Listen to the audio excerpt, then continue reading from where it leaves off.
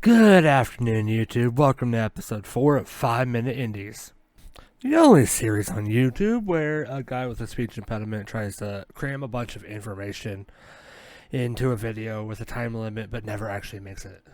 And this week, to continue on the path of really weird games that are kind of copying others but insanely freaking hard, I bring you Duck Game. There's not really a lot to talk about for Duck Game. It's been out for 6 years, and everybody pretty much knows about it.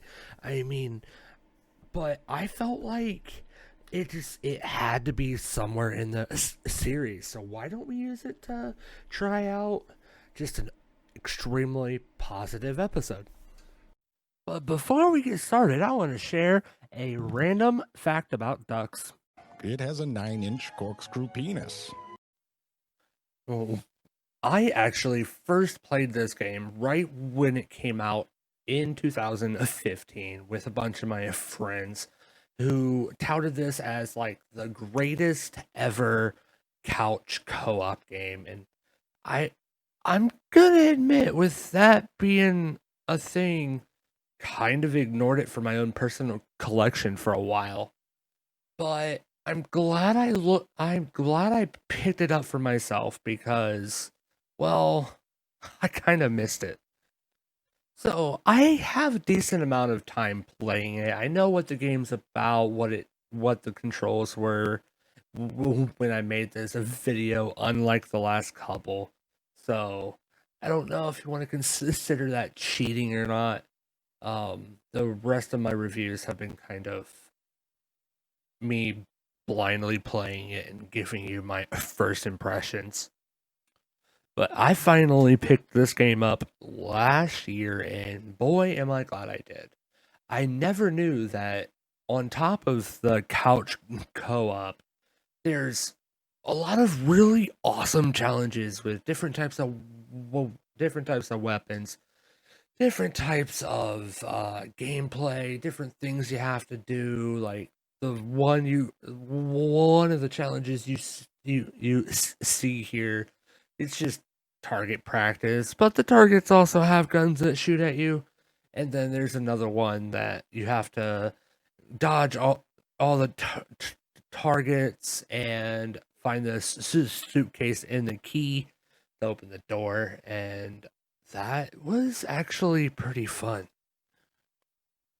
There's even this pretty cool challenge that I played that you have to slide and cut blocks open with a chainsaw, which I think I'm actually gonna go play as soon as I post this. I think what made me want to play this game some more is I'm a really big fan of like Super Smash Brothers, Brawlhalla, kind of brawler games like that. But I don't know what to compare it to because it has all the guns and flames and power ups like that, and I don't want to say it's like its exact clone of Smash Brothers, but it's the same general idea. And that brings me to the next part where I really was surprised to see Duck Game has online co-op as well as couch co-op.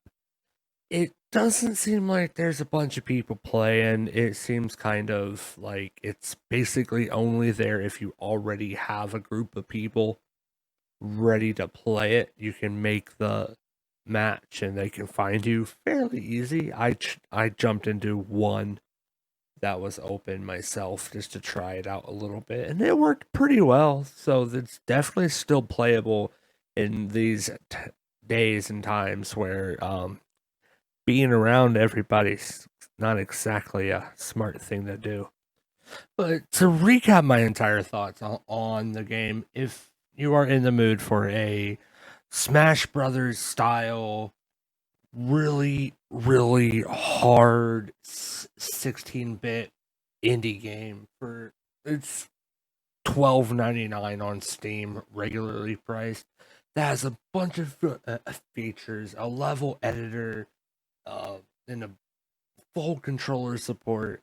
I mean, just buy it. I don't think anybody in their right mind would regret that purchase at all. I know I've personally spent a lot more on a lot less. As always, don't forget to like, comment, subscribe, click the bell to the video down below, and as well as every other episode, there is a link to Steam in the description, so you can just click it, buy it, and immediately start playing it. Have fun, be safe, and I'll see you guys next week for another episode of 5 Minute Indies.